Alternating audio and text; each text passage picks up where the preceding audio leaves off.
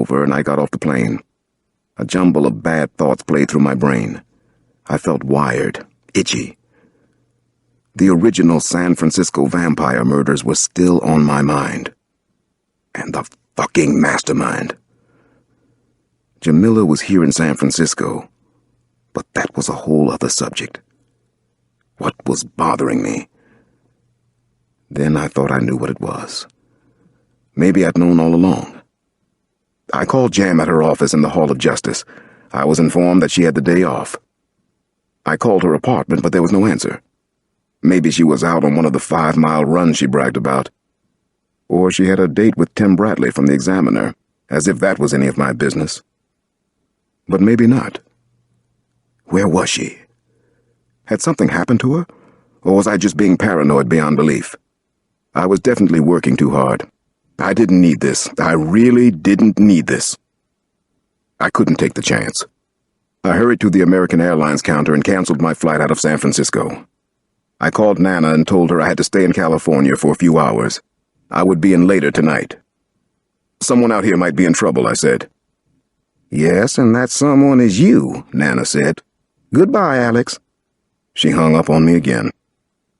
She was right to want me home, but I was right in not wanting anybody else to be hurt. I rented a car from Budget, beginning to feel that I was completely losing it. Charles Manson's words came to mind. Total paranoia is just total awareness. I'd always thought that Manson was wrong about everything, but maybe he wasn't. Maybe he was dead on right about paranoia. I had a powerful gut feeling that Jamila Hughes could be in danger right now. I couldn't shake it off, couldn't ignore it, even if I wanted to. The vibrations in my head were too strong, overwhelming. It was one of my famous feelings, and I had to go with it. I thought about my former partner, Patsy Hampton, and her murder. I remembered Betsy Cavalier, and her murder. And Detective Maureen Cook in New Orleans. A long time ago, as a homicide detective, I had just about stopped believing in coincidences. Still, I had no logical reason to believe that a psychopathic killer could be out here in California, possibly stalking Inspector Jamila Hughes. I just felt it. Total awareness. The mastermind was out here, wasn't he? It was the sense I had. I waited for his call. I was ready to nail him once and for all. I was so ready. Chapter 94. I drove from the airport to Jamila's apartment at several miles above the posted speed limit. On the way, I used my cell phone. There was still no answer at her place. I was already in a cold sweat. I had never followed a hunch quite like this one. I thought about what I could do right now. One possibility was to call in help from the SFPD, but I didn't like it. Police officers are logical creatures, and coldly suspicious of gut feelings. My track record with psychopaths might buy me some credibility in Washington, but not out here in California. I could call the FBI, but I chose not to do it. There were a couple of reasons why. More gut feelings that I wanted to keep to myself for a while longer. I decided to park a block over from Texas Street, where Jamila lived, but I took a ride up the steep Potrero Hill first. I turned onto the street about a half a dozen blocks south of her place. Then I toured the connecting streets. There was a mixed style of row houses, the more charming wooden ones from the early 1900s, and the boxier 3- and 4-story ones with lots of aluminum detail. I could see the bay, the loading docks of Pier 84, and Oakland in the distance. I passed the new Potrero Market, J.J. Maxx, the North Star Restaurant, Jamila's home turf. But where was Jamila? The traffic was fairly heavy.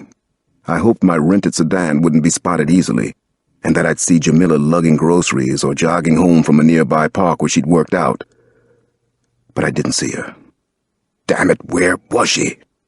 Not that she didn't have a right to a day off. I couldn't imagine anything happening to her, but that was the way I felt about Patsy Hampton. And then about Betsy Cavalier. 2 dead partners in 2 years. I didn't believe in coincidences. Patsy Hampton had been murdered by a British diplomat named Schaefer. I was almost certain of that. Betsy's murder remained unsolved, and that was the one that worried me. I kept thinking about the mastermind. Somehow I had become a part of his story, his fantasy world. How? Why? I had received a late phone call from him one night in the summer. Betsy Cavalier is dead. I'm the one you called Mastermind. That's a name I can live with. I am that good. The killer had used a knife on her. Everywhere. Even between Betsy's legs. He hated women. That was clear. I had encountered only one other killer who hated women so much. Casanova in North Carolina. But I was sure Casanova was dead and couldn't have killed Betsy Cavalier. Still, I felt some kind of strange link to Casanova and what had happened in North Carolina. What was the connection? I found a spot and parked about 2 blocks from Jamila Hughes's apartment on the hill near 18th. Her building was older, a remodeled yellow Victorian with the familiar 3-sided bay windows you often see in San Francisco. Very nice, very homey. There were neat little signs on the trees. Friends of the Urban Forest. I called her again on the cell. Still no answer. My heart was pumping fast. The cold sweat continued. I had to do something.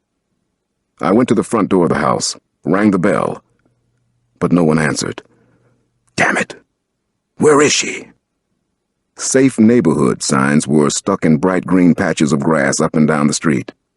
I hoped the street was very safe. I prayed to God that it was as safe as it looked. I went back and waited in the car, fidgeted, grew even more nervous and impatient. I thought about who the mastermind might be. Then about Betsy's murder again. I thought about Casanova, the gentleman caller, about Kate McTiernan who'd been abducted in North Carolina. Why was that on my mind now? What was the connection? I couldn't get the lurid and devastating murder scenes out of my head. Not Jamila. Don't let this happen again. Don't let her get hurt. As I sat there worrying, my phone rang. I answered immediately. It was him. He was playing his cruel games. He seemed so close.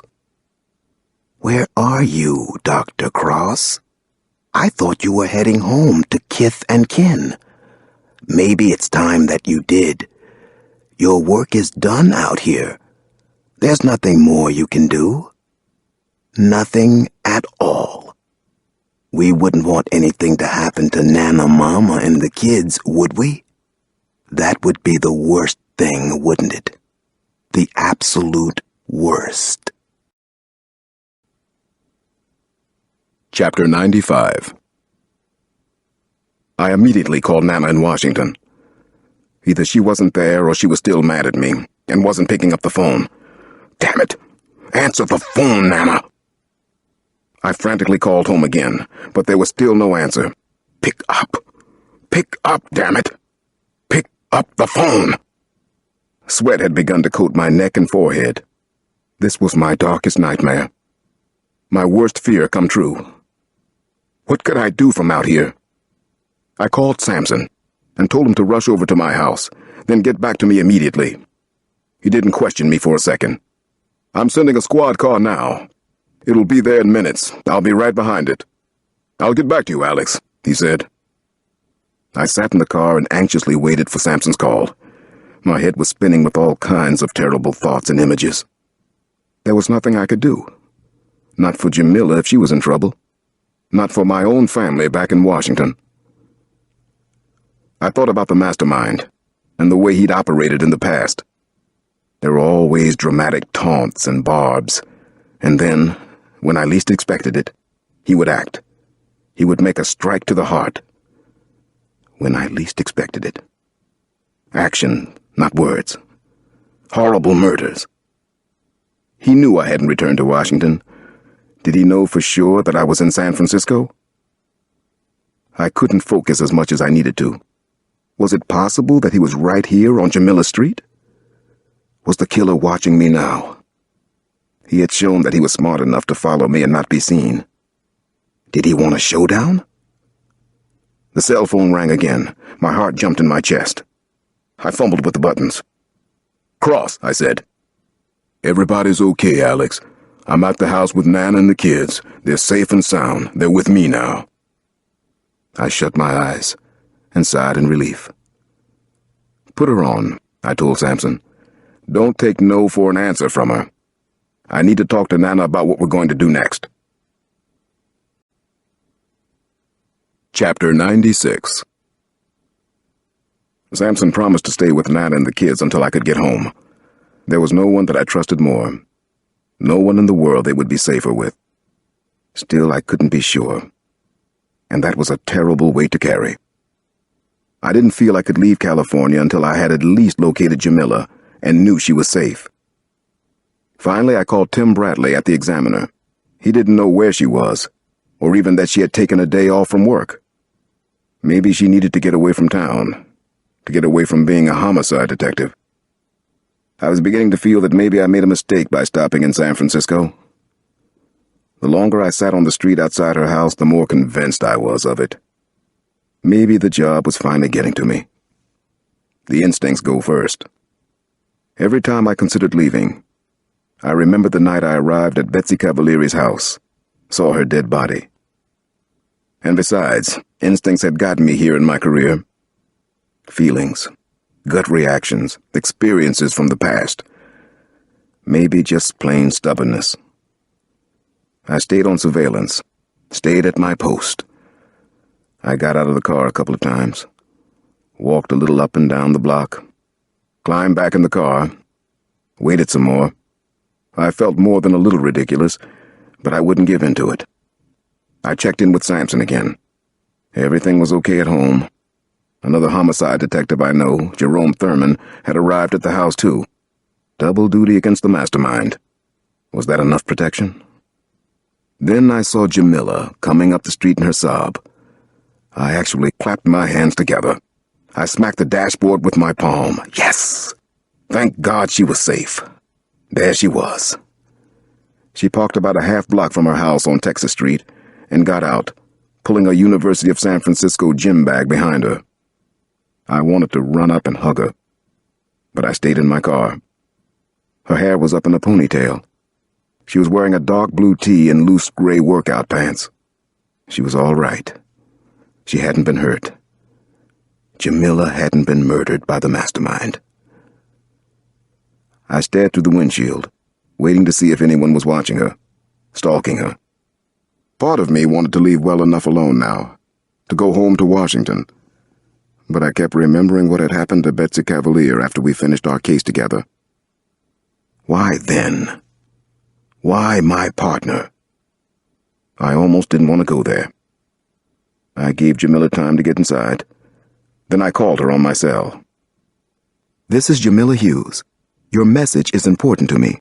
Please leave it at the beep." Damn it. I hated those machines. We still didn't have one back home. "Jamila, this is Alex Cross. Call me. It's important, please." "Hi, Alex. Where are you? How are you?" I could hear the smile in her voice, and it sounded inappropriate because of the emotional state I was in. "Please be careful." I continued with what I was going to leave her as a message. I told her why I was concerned. Finally, I had to admit the worst. That I was on the street outside her apartment. "Well, come inside, for God's sake," she said. There were no recriminations, not even any surprise in her voice. "I think you're overreacting. Maybe. Let's talk about it, though. Let's talk this thing through." "No, let me stay out here for a while. I hope you don't think I'm being too crazy. Whoever killed Betsy has contacted me ever since her death. The mastermind could be here in San Francisco. He killed her right after we finished our case. Detective Cook was murdered after the magicians were killed in New Orleans." That gave her pause. "Maybe I think you're a little crazy, Alex, but I understand why you would be. I see where you're going with this. I'm also touched that you came here to watch over me. And what happened to your last partner does scare me." It helped that I knew where Jam was and that I had actually talked to her. After we spoke, I sat in my car and watched her street. I had learned to follow my instincts over the years, even when my own logic system rejected